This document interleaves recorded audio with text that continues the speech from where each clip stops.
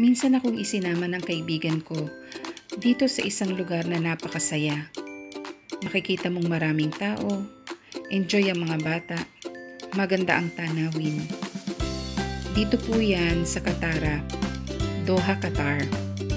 Akalain mo, dumayo pa kami ng Doha para lang masaksihan ang peryahan na ito.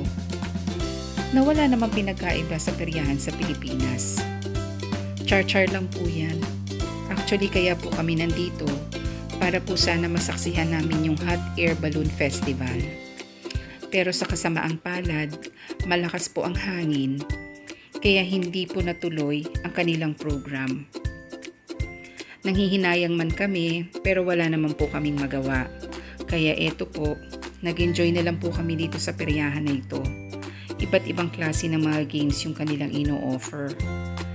At maganda rin naman ang kanilang mga prices, which is ma-enjoy ng mga bata yung mga stuffed toys.